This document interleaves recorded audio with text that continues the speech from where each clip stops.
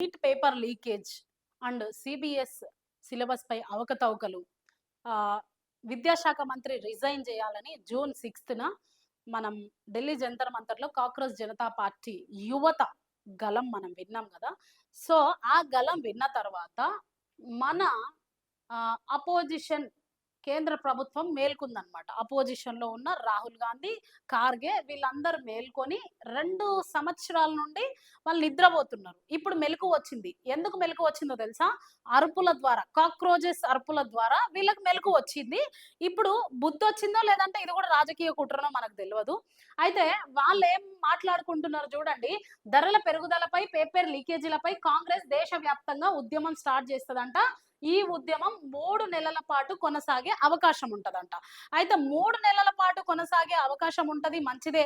Paper leakage కానీ లేకపోతే ధరల పెరుగుదల కానీ ఇప్పుడు గుర్తుకొస్తున్నట్టుంది మన అపోజిషన్ కేంద్ర ప్రభుత్వానికి. మరి గతం మొత్తం ఎందుకు వండుకున్నారు? 2 సంవత్సరాలు మొత్తం గుర్తుకు రాలేదా? అంటే కాక్రోచెస్ సౌండ్ వినపడగానే, లేదంటే మీ గుండెల్లో రైళ్లు పరిగెత్తినాయా? ఎక్కడ కాక్రోచ్ పార్టీ అధికారంలోకి వస్తుందో, లేకపోతే రాజకీయంగా వాళ్ళు ప్రతిపక్షంగా, ముఖ్య ప్రతిపక్షంగా వాళ్ళు మారిపోతారో అని ఇప్పుడు మీకు భయం పుట్టుకొచ్చి ఇప్పుడు ఉద్యమం స్టార్ట్ చేస్తా అంటున్నారా? మరి గతంలో నీట్ పేపర్ లీకేజ్ పై ఎందుకు మీరు మాట్లాడలేదు? ఎన్నోసార్లు పార్లమెంట్కి వెళ్ళి మీరు గొడవలు పడ్డాం తప్ప పేపర్ లీకేజ్ గురించి ఎందుకు మాట్లాడలేదు? ఆలోచించండి ప్రజలారా. రాజకీయ కుట్రలు చూడండి. కాక్రోచెస్ సౌండ్ వినగానే వీళ్ళకి ఇప్పుడు బుద్ధి పుట్టుకొని వచ్చి ధరలపై, పేపర్ లీకేజీలపై, సిబిఎస్ సిలబస్ పై వీళ్ళు ఇప్పుడు మాట్లాడుతున్నారు. మరి గతంలో ఎందుకు మాట్లాడలేదు? అధికార పక్షం మాట్లాడదు. ఎట్లయినా అధికార పక్షం మాట్లాడదు. అంటే ఎవరి పార్టీ వాళ్ళు బలోపేతం చేసుకోవడానికే పని చేస్తున్నాయి. అందుకనే కాక్రోచెస్ సౌండ్లకి అందరికి వణుకు పుడుతుంది అనమాట. సో వీళ్ళు కాక్రోచెస్ సౌండ్ చూసి వీళ్ళు మేల్కున్నారు. ఇప్పుడు ఇక్కడ చూడండి, కాక్రోచెస్ మెయిన్ డిమాండ్ ఏంటి అసలు? వాళ్ళ మెయిన్ డిమాండ్ లీక్ అయితే, ఒకవేళ పేపర్ లీక్ అయితే పరీక్షార్థికి పరిహారం ఇవ్వాలి. Cockroach Janata party main demand చూడండి.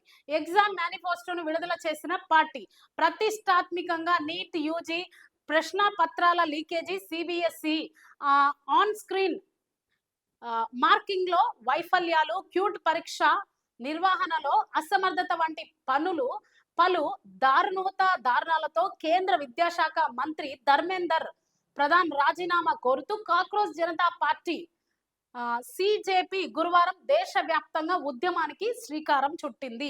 గురువారం రోజు వాళ్ళు ఒక నిర్ణయం తీసుకున్నారు. ఈ విద్యలో అవకతవకలు, విద్యా వ్యవస్థలో అవకతవకలు మార్చే వరకు దేశవ్యాప్తంగా మేము ఉద్యమం చేపడతాం. ప్రతి రాష్ట్రంలోనూ కాక్రోచెస్ లేస్తాయి. ప్రతి జిల్లాలోనూ కాక్రోచెస్ లేవాలి, ఖచ్చితంగా లేవాలి. యువత మేల్కోవాలి. మంచి డిమాండ్స్ వాళ్ళు మన ముందుకు తీసుకొచ్చారు. ఆ డిమాండ్స్ ఏంటో చూడండి. వాళ్ళ డిమాండ్స్ మేనిఫెస్టోలోని ముఖ్యాంశాలు, వాళ్ళ డిమాండ్స్ ఇవి.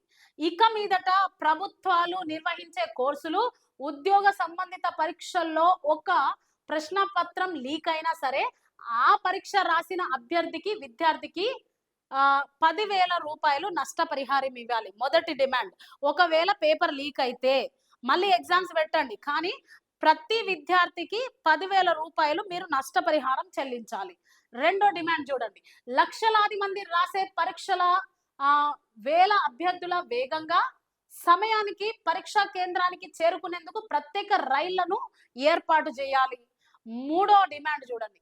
పరీక్ష రద్దయితే ఆ రద్దయిన పేపర్ మాత్రమే 72 గంటల లోపు మళ్ళీ నిర్వహించేలా షెడ్యూల్ చేసి తేదీలను ముందే నిర్ణయించుకోవాలి. ఆ తేదీల్లో పరీక్ష ఖచ్చితంగా నిర్వహించాలి.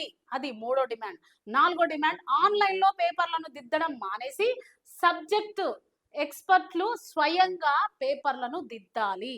సో ఈ డిమాండ్స్ వాళ్ళు ఎంత కరెక్ట్ గా పెట్టినో చూడండి డిమాండ్స్. ఇంకా చూడండి, రాసిన పరీక్ష రద్దయి తర్వాత పరీక్ష రాసేలోపు వయోపరిమితి దాటిపోయే అభ్యర్థులకు చివరి అవకాశం ఇవ్వాలి. కంప్యూటర్ ఆధారిత పరీక్షా విధానాలను యాడింగ్ చేయాలి. పరీక్షలను కాంట్రాక్ట్ ప్రతిపాదిక మూడో సంస్థకి ఇస్తే వాళ్ళ గత చరిత్రను క్షుణ్ణంగా తనిఖీ చెయ్యాలి. అయితే వాళ్ళు ఇన్ని డిమాండ్లు తీసుకొచ్చిర్రు విద్యార్థుల భవిష్యత్తు కోసం. మరి విద్యార్థులు గూడా లేవాలి, నిరుద్యోగులు లేవాలి. ప్రతి రాష్ట్రంలో, ప్రతి జిల్లాలో మన భవిష్యత్తును మార్చుకోవడానికి మనం గూడా కాక్రోజుల్లాగా మారాలి.